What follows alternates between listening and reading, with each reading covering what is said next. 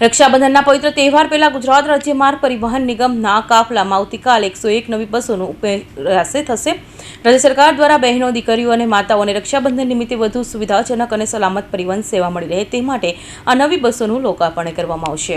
રક્ષાબંધનના તહેવાર દરમિયાન મોટી સંખ્યામાં બહેનો પોતાના ભાઈના ઘરે રાખડી બાંધવા માટે મુસાફરી કરતી હોય છે, ત્યારે આ વર્ષે અનેક બહેનોને નવી બસોમાં સફર કરવાની સુવિધા મળશે। નવી બસોના ઉમેરાથી એસટીના કાફલાના પરિવહનની ક્ષમતા વધશે અને મુસાફરોને વધુ સારી સેવા મળી શકશે।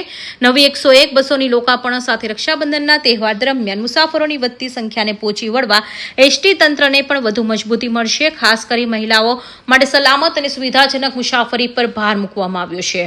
કે સામાન્ય લોકોની જે ટ્રાન્સપોર્ટ છે, પરિવહન છે, એ એસટી બસની આજે લગભગ 101 નવી બસો, આધુનિક બસો આજે સેવામાં મૂકવામાં આવી છે।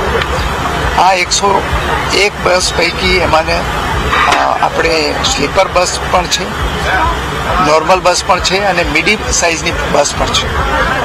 અને હવે જે હર્ષભાઈ સંઘવીએ જે સુધારા વધારા કર્યા છે એને કારણે આ બસની સીટો પણ ખૂબ આરામદાયક છે, સ્વચ્છતાના ધોરણો પણ ઊંચા રાખવામાં આવ્યા છે અને અહીંયા આજે આ રક્ષાબંધનના પવિત્ર તહેવારોની આસપાસ આ સેવાઓ પ્રજાને અર્પણ કરવામાં આવી છે। એ ઉપરાંત જે રક્ષાબંધનના પવિત્ર તહેવારને ધ્યાને લઈને 6500 જેટલી નવા રૂટો ઉપર આ તહેવાર પૂરતું રાખવામાં આવેલું છે।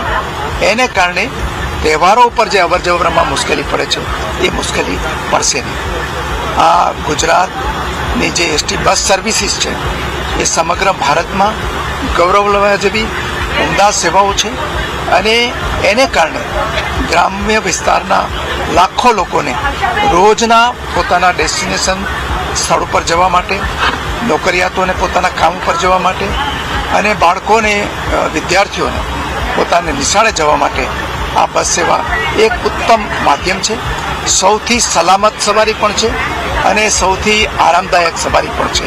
હું ફરીથી રાજ્ય સરકારનો, માનનીય મુખ્યમંત્રી શ્રી ભૂપેન્દ્રભાઈ પટેલનો અને માનનીય નાયબ મુખ્યમંત્રી શ્રી હર્ષભાઈ સંઘવીનો આભાર માનું છું। રક્ષાબંધનના દિવસે બહેનો માટે બસ સેવા મહત્વની બની રહી છે। ગામડાની શહેર અને એક શહેર બીજા શહેરમાં સુધી મુસાફરી કરતા મુસાફરોને નવી બસોનો સીધો લાભ મળશે।